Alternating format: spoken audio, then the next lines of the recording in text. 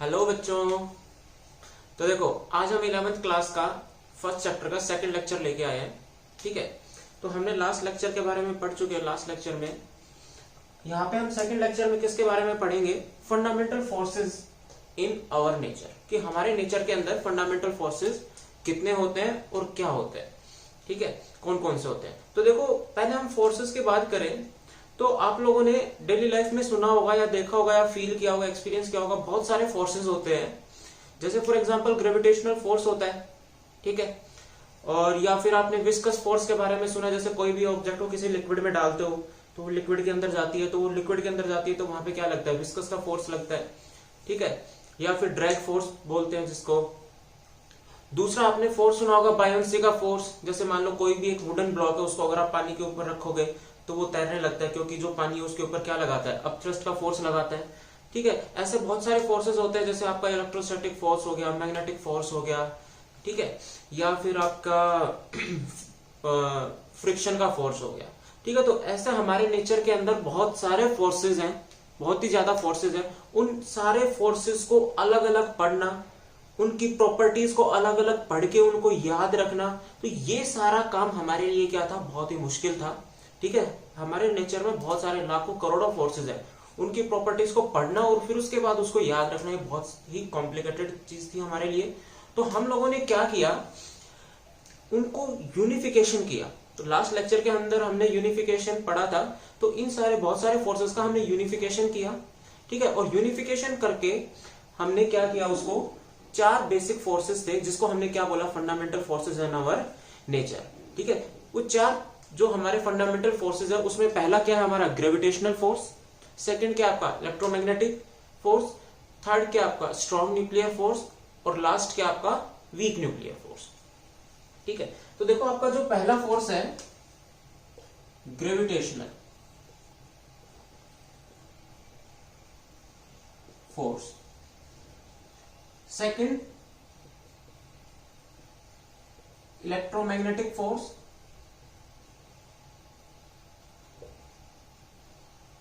Third आपका हो गया strong nuclear force, and fourth आपका वीक न्यूक्लियर फोर्स, ठीक है। तो ये चार आपके फंडामेंटल फोर्सेस हैं। फर्स्ट आपका ग्रेविटेशनल फोर्स, सेकंड आपका इलेक्ट्रोमैग्नेटिक फोर्स, थर्ड आपका स्ट्रॉन्ग न्यूक्लियर फोर्स, और लास्ट आपका फोर्थ क्या है? Weak nuclear force. तो इसमें बेसिकली जो आपके ग्रेविटेशनल फोर्स है और जो इलेक्ट्रोमैग्नेटिक फोर्स है, इन दो को हम क्या बोलते हैं? Macroscopic forces. और ये दो क्या होते हैं? माइक्रोस्कोपिक फोर्सेस, ठीक है। न्यूक्लियर फोर्स है, न्यूक्लियस के अंदर मिलेंगे आपको। मैक्रोस्कोपिक फोर्सेस जो हमारे डेली नेचर में जो आपको देखने को मिलेंगे, ठीक है, वो क्या होंगे? आपके ग्रेविटेशनल और इलेक्ट्रोमैग्नेटिक, ठीक है। तो इनको वन बाय वन हम पढ़ते हैं। यहाँ पे सबसे पहले लेके चलते हैं हम हमारा ग्रेविटेशनल फोर्स, ठीक है। तो देखो, ग्रेविटेशनल फोर्स के बारे में आप लोग पढ़ के आ चुके हो वैसे 9th क्लास के अंदर। ग्रेविटेशनल फोर्स क्या होता है? हमारे यूनिवर्स की कोई भी दो चीज उठाओ, आपको कोई भी दो ऑब्जेक्ट उठाओ, उनके पास क्या होना चाहिए? मास होना चाहिए, ठीक है। तो कोई भी ऐसी दो ऑब्जेक्ट अगर उनके पास मास है तो उनके बीच में क्या लगता है? एक फोर्स लगता है, ठीक है। और वो फोर्स क्या कहलाता है? आपका ग्रेविटेशनल फोर्स, ठीक है। जैसे फॉर एग्जांपल आपके पास ये एक मार्कर है, ठीक है, इसके पास मास है। नीचे अगर मैं इसको यहां से ड्रॉप रिलीज करता हूं तो ये किधर जाता है? नीचे की तरफ गिरता है। क्यों गिरता है? क्योंकि अर्थ इसको अपनी तरफ खींच रही है, ठीक है। अर्थ के पास भी क्या है? मास है। मार्कर के पास भी क्या है? मास है। तो ये दोनों ऑब्जेक्ट होगी, दोनों के पास मास है, तो दोनों के बीच में एक फोर्स लग रहा है। उस फोर्स को हम क्या बोलते हैं? Gravitational force. तो ग्रेविटेशनल फोर्स बेसिकली ऐसी दो ऑब्जेक्ट्स के बीच में लगता है हमारे यूनिवर्स के अंदर, जिस दो ऑब्जेक्ट के पास, उन दोनों ऑब्जेक्ट के पास क्या होगा? मास होगा। और ये फोर्स हमेशा कैसा होता है? अट्रैक्टिव होता है। देखो, ये एक ऑब्जेक्ट मान लेता हूं मैं ए, जिसका मास कितना है? m1। ये एक ऑब्जेक्ट मान ली बी, जिसका मास कितना बोल दिया? m2। दोनों के बीच की डिस्टेंस कितनी बोल दी हमने? r, ठीक है। दो ऑब्जेक्ट है, दोनों का मासेस हमें पता है m1 m2, दोनों के बीच की डिस्टेंस कितनी है? r, ठीक है। तो यहां पे क्या होगा? ये ऑब्जेक्ट इस ऑब्जेक्ट को अपनी तरफ खींच रही है, एक फोर्स F से ये ऑब्जेक्ट इस ऑब्जेक्ट को अपनी तरफ खींच रही है इस डायरेक्शन में, किस फोर्स से? F फोर्स से। ठीक है, तो ये जो फोर्स है F, ये डायरेक्टली प्रोपोर्शनल होता है किसके? दोनों मासेस के प्रोडक्ट के, मतलब m1 m2। ठीक है, और दोनों के बीच की जो डिस्टेंस है, डिस्टेंस ऑफ सेपरेशन, यहां पे कितना है? स्मॉल r, उसके स्क्वायर के इनवर्सली प्रोपोर्शनल। ठीक है, तो मैं इसको क्या लिख सकता हूं? F is proportional to m1 m2 divided by r square. Proportionality का साइन हटता है तो कांस्टेंट आता है, यहां पे कांस्टेंट क्या आएगा? G, और G क्या होता है हमारा? Universal gravitational constant. ठीक है, तो ये जो फोर्स है ये क्या होता है हमारा? ग्रेविटेशनल फोर्स होता है। ठीक है, तो इसके अंदर जो G की वैल्यू होगी वो कितनी होती है? 6.67 into 10 to the power -11 newton metre square पर केजी स्क्वायर। ठीक है, तो ये जो फोर्स लग रहा है दोनों ऑब्जेक्ट के बीच में, इस फोर्स से ये ऑब्जेक्ट इसको अपनी तरफ खींचती है, ये ऑब्जेक्ट इसको अपनी तरफ खींचती है। ठीक है, तो ये क्या हो गया हमारा? Gravitational force. इसकी प्रॉपर्टीज है बच्चे,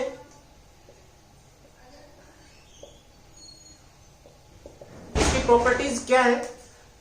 पहला क्या है कि ये जो फोर्स है हमेशा क्या होगा? अट्रैक्टिव होगा नेचर में। अट्रैक्टिव का मतलब क्या है? ये इसको हमेशा अपनी तरफ खींचेगा और ये ऑब्जेक्ट इसको अपनी तरफ खींचेगा हमेशा। तो मतलब पहला क्या है? अट्रैक्टिव होगा हमेशा। ठीक है, दूसरा, ये जो फोर्स है, ये ऑब्जेक्ट और ये ऑब्जेक्ट, दोनों ऑब्जेक्ट को एक लाइन ज्वाइन कर रही है, ये लाइन। ठीक है, इस लाइन के अलोंग लगेगा हमेशा ये फोर्स। ठीक है, दोनों ऑब्जेक्ट के बीच में जो फोर्स लगेगा वो हमेशा इन दोनों ऑब्जेक्ट के सेंटर को जो लाइन ज्वाइन कर रही है उस लाइन के अलोंग फोर्स लगेगा, इसलिए इसको क्या बोलते हैं हम? सेंट्रल फोर्स बोलते हैं। ठीक है, अब देखो जो आपका तीसरी प्रॉपर्टी है वो क्या है कि ये जो फोर्स है ग्रेविटेशनल फोर्स, आपको पता है जो सन और अर्थ है, अर्थ सन के चारों तरफ चक्कर लगा रही है, किसकी वजह से लगा रही है? ग्रेविटेशनल फोर्स की वजह से लगा रही है। ठीक है, अर्थ के चारों तरफ जो मून है वो चक्कर लगा रहा है, वो भी किसकी वजह से? Gravitational force. तो ग्रेविटेशनल फोर्स की बेसिकली अगर रेंज देखें तो बहुत ज्यादा रेंज है। ठीक है, इसको क्या बोलते हैं हम? वेरी लॉन्ग रेंज या फिर इनफाइनाइट रेंज।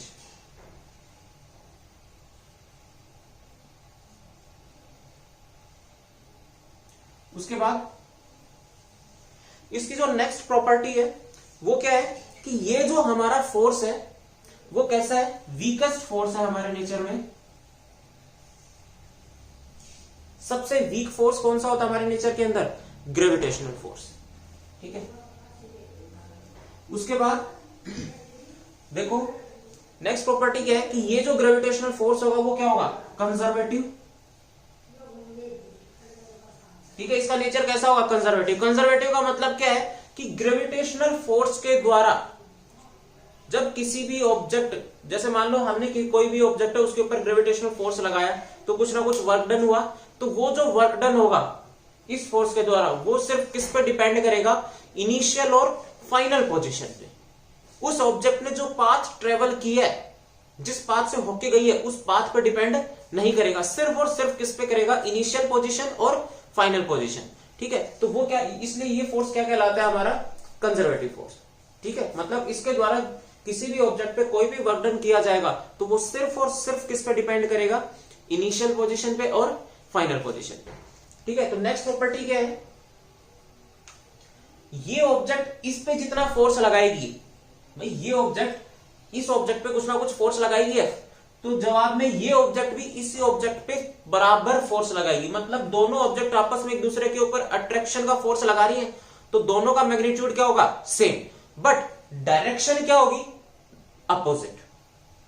ठीक है, तो देखो दोनों अलग अलग बॉडीज पे फोर्स लग रहे हैं, मैग्नीट्यूड सेम है, डायरेक्शन अपोजिट है, तो मैं यहां पे बोल सकता हूं कि ये एक्शन रिएक्शन का पेयर हो गया। ठीक है, मतलब न्यूटन थर्ड लॉ को ओबे कर रहे हैं। ठीक है,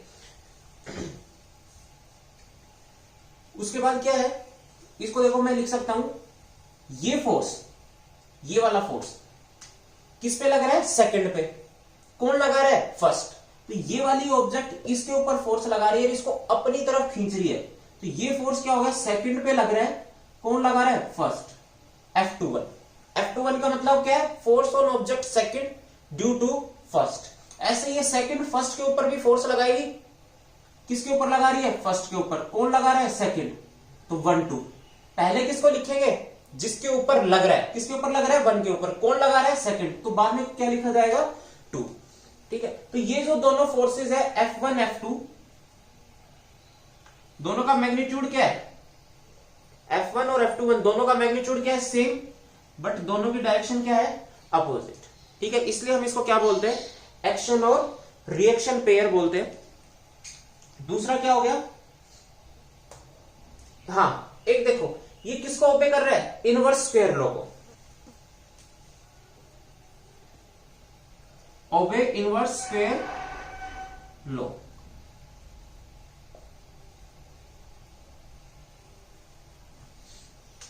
इनवर्स स्क्वायर लॉ का मतलब क्या है, दोनों मासेस के बीच में जो डिस्टेंस ऑफ सेपरेशन है उसके स्क्वायर के इनवर्सली प्रोपोर्शनल होगा। यहां पे हमने देखा है फिर inversely proportional to R square.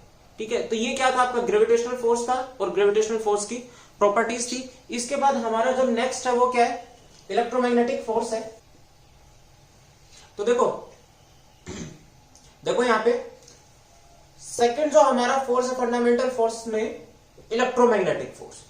तो इलेक्ट्रोमैग्नेटिक फोर्स क्या होता है, ये फोर्स लगता है कोई भी दो पॉइंट चार्जेस के बीच में। ठीक है, जैसे यहां पे मैंने एक ये पॉइंट चार्ज बना लिया Q1, ये एक पॉइंट चार्ज हो गया आपका Q2। ठीक है, दोनों की डिस्टेंस ऑफ सेपरेशन कितनी बोल ली मैंने, स्मॉल r। दोनों के बीच में जो मीडियम प्रेजेंट है वो मान लिया हमने फ्री स्पेस।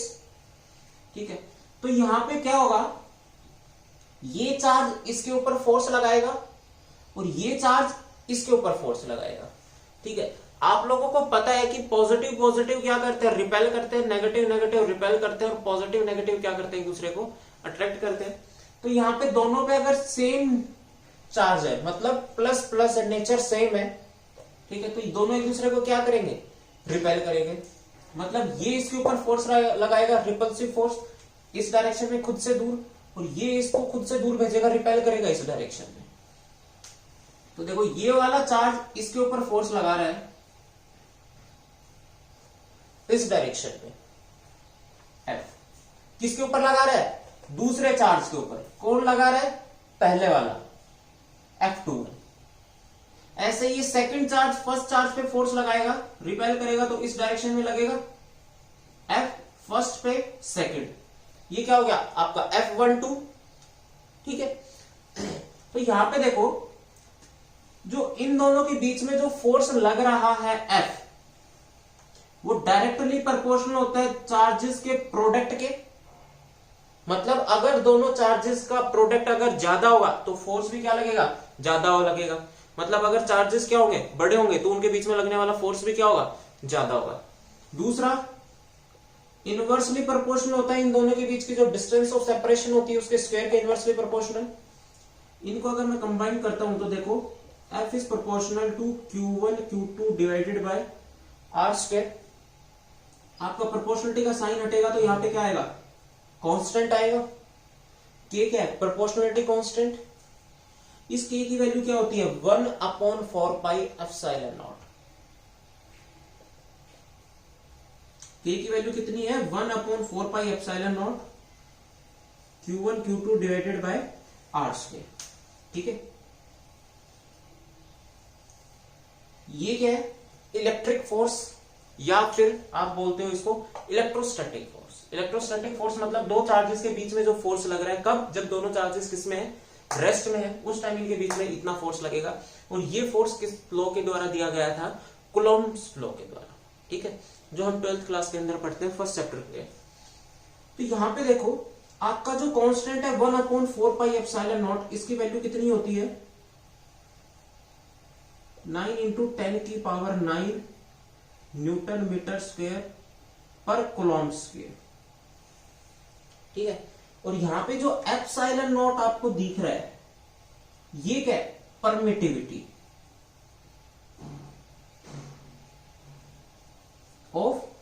फ्री स्पेस, दोनों चार्जेस के बीच में मैंने क्या बोला था पहले, फ्री स्पेस ना, तो ये किसकी परमिटिविटी है, फ्री स्पेस की।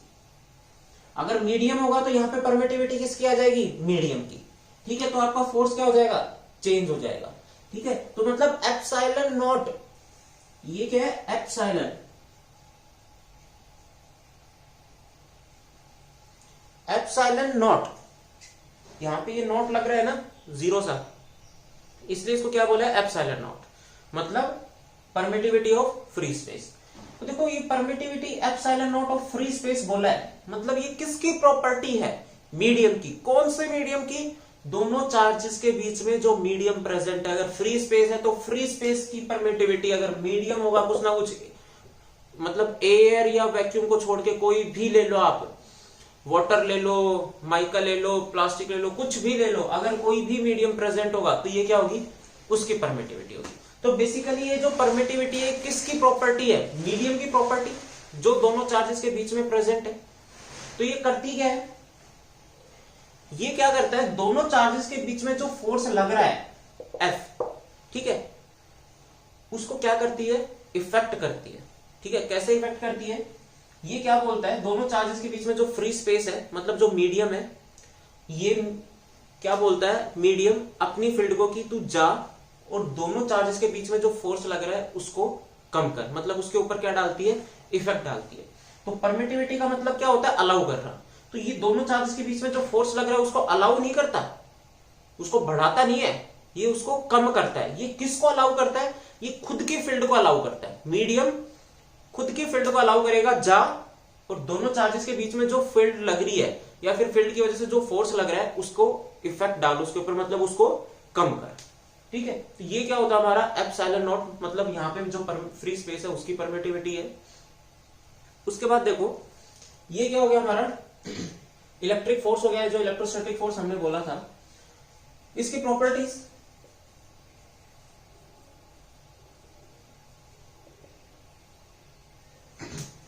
अगर दोनों चार्जेस कैसे होंगे, पॉजिटिव होंगे तो कैसा फोर्स लगेगा, रिपल्सिव का। अगर दोनों चार्जेस कैसे होंगे, नेगेटिव होंगे तो भी कैसा फोर्स लगेगा, रिपल्सिव का। अगर एक चार्ज पॉजिटिव और दूसरा अगर नेगेटिव होगा तो दोनों के बीच में कैसा लगेगा, अट्रैक्शन का फोर्स लगेगा। तो मतलब यहां पे जो फोर्स लग रहा है वो कैसा हो सकता है, अट्रैक्टिव भी हो सकता है और रिपल्सिव भी हो सकता है। ठीक है, मतलब जो फोर्स लग रहा है वो कैसा हो सकता है, अट्रैक्टिव भी और रिपल्सिव भी। सेकंड, इसकी रेंज क्या होती है, बहुत लंबी दूरी तक इसको हम लगा सकते हैं, लॉन्ग रेंज होती है, लग सकता है ये।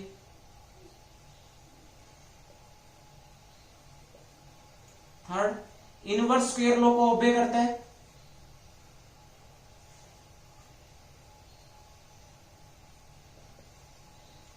देखो यहां पे F is inversely proportional to R square. Central force है, सेंट्रल फोर्स का मतलब आपको बताया था अभी ग्रेविटेशनल के केस में, दोनों चार्जेस के सेंटर को जो लाइन ज्वाइन कर रही है उसके अलोंग फोर्स लगेगा। यो नहीं कि इधर भी लग जाएगा, ऐसा नहीं लगेगा। दोनों चार्जेस के सेंटर को जो लाइन ज्वाइन कर रही है उसके अलोंग फोर्स लगता है, उस फोर्स को हम क्या बोलते हैं, सेंट्रल फोर्स। इसलिए ये क्या है, सेंट्रल फोर्स। नेक्स्ट क्या होगा, कंजर्वेटिव। कंजर्वेटिव अभी आपको बताया था लास्ट ग्रेविटेशनल के केस में, ऐसा फोर्स जो सिर्फ इनिशियल और फाइनल पोजीशन पे डिपेंड करे, पाथ पे डिपेंड ना करे। लास्ट, ये चार्ज इसके ऊपर जितना फोर्स लगाएगा, कितना लगा रहा है, F21, तो ये चार्ज इसके ऊपर कितना लगा रहा है, F12। तो दोनों चार्जेस आपस में एक दूसरे के ऊपर जो फोर्स लगाएंगे, मतलब F12 और F21 दोनों का मैग्नीट्यूड क्या होगा, सेम, बट दोनों की डायरेक्शन क्या होगी, अपोजिट। ठीक है, मतलब एक्शन रिएक्शन पेयर। ये किसकी प्रॉपर्टीज होगी आपके पास, इलेक्ट्रोमैग्नेटिक की प्रॉपर्टीज होगी। ठीक है, उसके बाद हम चलते हैं, हमारा जो नेक्स्ट है स्ट्रॉन्ग न्यूक्लियर फोर्स। ठीक है, हाँ एक चीज और यहां पे कि जो आपका इलेक्ट्रोमैग्नेटिक फोर्स है वो ग्रेविटेशनल फोर्स से कितना स्ट्रॉन्ग है, 10 की पावर 36 टाइम्स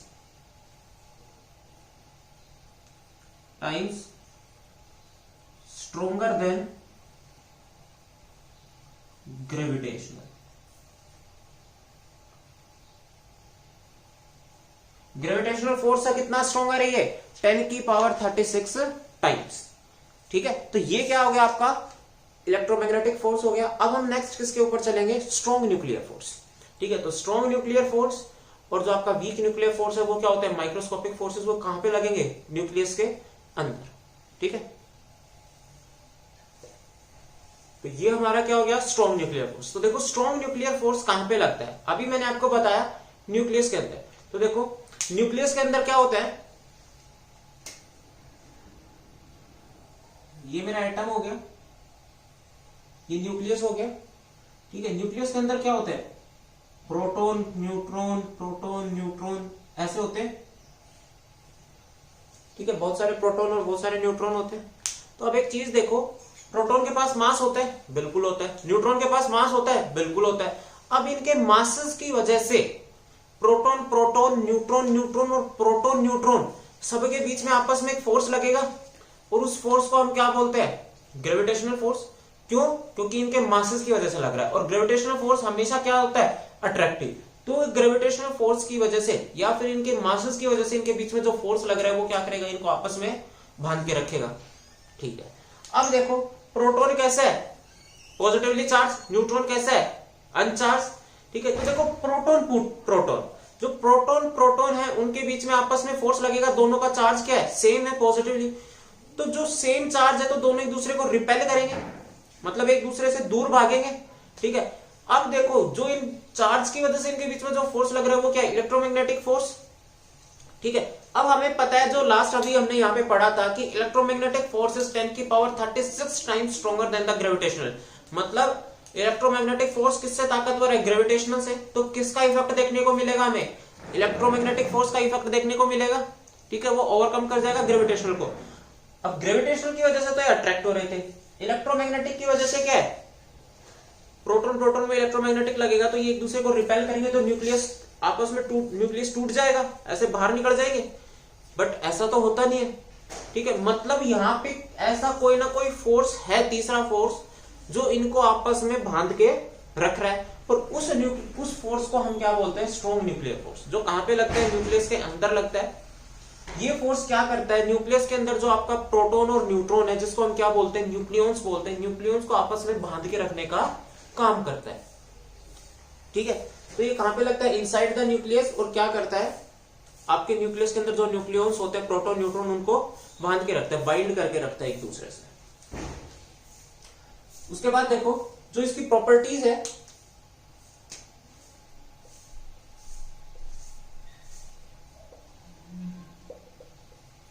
पहला क्या है कि ये जो आपका फोर्स है ये सबसे स्ट्रॉन्गेस्ट फोर्स होता है हमारे नेचर में, strongest force in our nature. ये हमारे नेचर के अंदर क्या होता है, सबसे स्ट्रॉन्गेस्ट फोर्स। और ये ऑलमोस्ट क्या होता है, अट्रैक्टिव। सेकंड क्या है,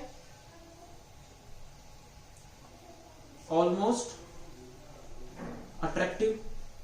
इसकी जो रेंज होती है, हम क्या बोल रहे हैं, न्यूक्लियस के अंदर लगेगा, मतलब इसकी रेंज क्या है, बहुत कम है। तो इसको क्या बोलते हैं, short range force.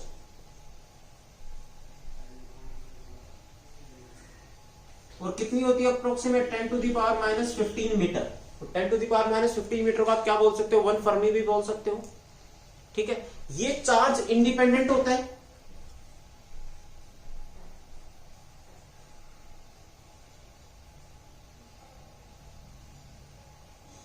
Charge independent का मतलब क्या है, प्रोटॉन प्रोटॉन, न्यूट्रॉन न्यूट्रॉन और प्रोटॉन न्यूट्रॉन, उनके बीच में जो आपस में फोर्स लगेगा वो क्या लगेगा, सेम लगेगा। ठीक है, ये चार्ज पे डिपेंड नहीं करता कि प्रोटॉन पे पॉजिटिव है, न्यूट्रॉन पे अनचार्ज है तो अलग अलग लगे, नहीं, ये चार्ज पे डिपेंड ही नहीं करता, इंडिपेंडेंट होता है चार्ज के। इसलिए जो प्रोटॉन प्रोटॉन न्यूट्रॉन न्यूट्रॉन और प्रोटॉन न्यूट्रॉन के बीच में जो फोर्स लगता है वो क्या लगता है, सेम लगता है, चार्ज इंडिपेंडेंट। नॉन सेंट्रल और क्या होता है, नॉन कंजर्वेटिव। ठीक है, और साथ ही साथ इनवर्स स्क्वायर लॉ को भी ऑबे नहीं करता ये। Does not obey inverse square law.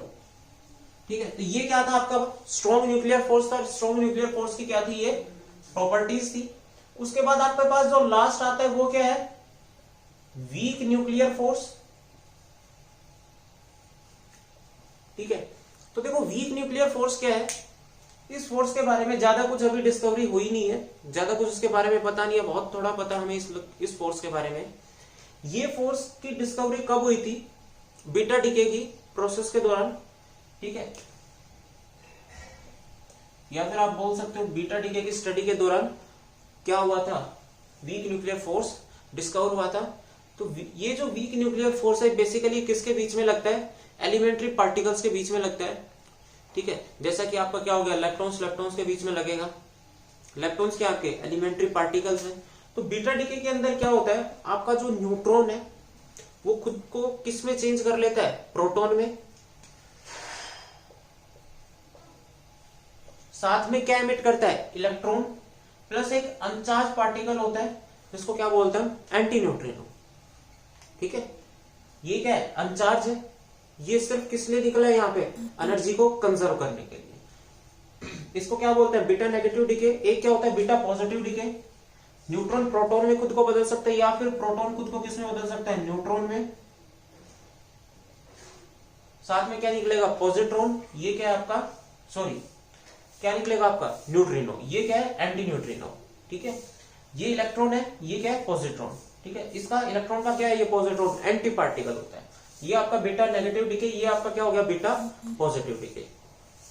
तो वीक न्यूक्लियर फोर्स के बारे में हम क्या बोलते हैं कि जो इसकी रेंज होती है वो क्या होती है, बहुत कम होती है, वेरी शॉर्ट रेंज फोर्स होता है ये। ठीक है, साथ के साथ किसके बीच में लगता है, ये एलिमेंट्री पार्टिकल्स के बीच में लगता है। जैसे आपका इलेक्ट्रॉन्स हो गया, इलेक्ट्रॉन्स उनके बीच में लगता है। ठीक है, ये भी क्या आपके एलिमेंट्री पार्टिकल्स हैं। ठीक है, तो ये क्या हो गया, आपके चार फंडामेंटल फोर्सेस हो गए, जो हमारे पहला क्या है, ग्रेविटेशनल, सेकंड क्या है, इलेक्ट्रोमैग्नेटिक, थर्ड क्या है, स्ट्रॉन्ग न्यूक्लियर फोर्स, और फोर्थ क्या आपका वीक न्यूक्लियर फोर्स। ठीक है, उसके बाद हमारे पास है कुछ कंजर्वेशन लॉज हैं, जैसे आपका law of conservation of energy है, law of conservation of linear momentum, law of conservation of angular momentum. ठीक है, और law of conservation of charge. तो उनके बारे में पढ़ेंगे हम नेक्स्ट टर्म। देखो यहाँ पे हमारे पास क्या है, कंजर्वेशन लॉज। तो एक क्या है, law of conservation of energy, law of conservation of charge, law of conservation of linear momentum, and last क्या है, law of conservation of angular momentum. ठीक है, तो देखो हमारा पहला क्या है, law of conservation of energy. तो law of conservation of energy, conservation का मतलब क्या होता है, कंजर्व क्वांटिटी मतलब कांस्टेंट। तो जो हमारे नेचर के अंदर जो एनर्जी है वो क्या है, कंजर्व है, मतलब कांस्टेंट है। एनर्जी को ना ही तो हम क्रिएट कर सकते हैं और ना ही डिस्ट्रॉय कर सकते हैं, it can not be created nor be destroy. ठीक है, बट क्या हो सकता है, एनर्जी एक फॉर्म से दूसरे फॉर्म में चेंज हो सकती है। जैसे फॉर एग्जांपल ये आपके पास मार्कर है, मैं इसको यहां से देखो ग्राउंड से कुछ ना कुछ हाइट पे है, तो हाइट पे तो इसके पास कौन सी एनर्जी है, पोटेंशियल एनर्जी है। यहाँ पे देखो ये रुका हुआ है, तो इसके पास काइनेटिक एनर्जी कितनी होगी, 0। अगर मैं इसको यहां से रिलीज करता हूं तो ये नीचे आ रहा है ऐसे, तो देखो इसकी हाइट डिक्रीज हो रही है।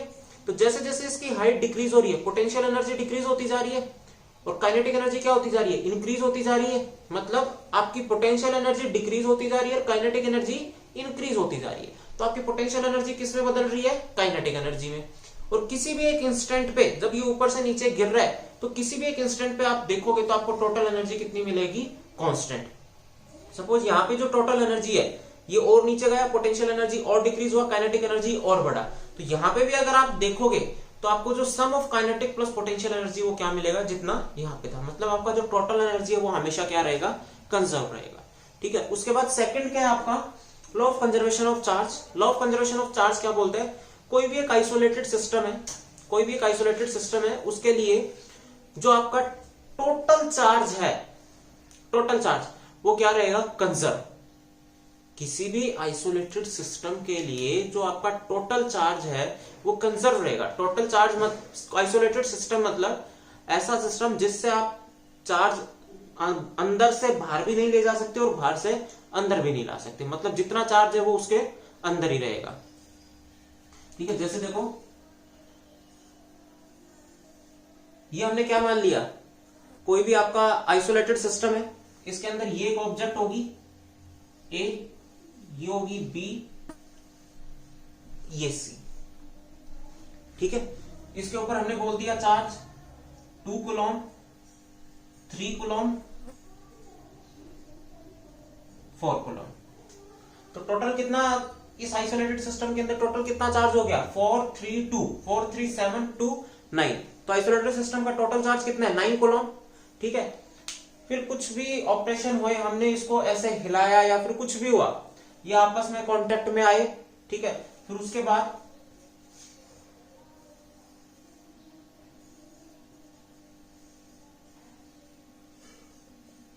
देखा कि इसके ऊपर चार्ज कितना हो गया, 3 कूलॉम,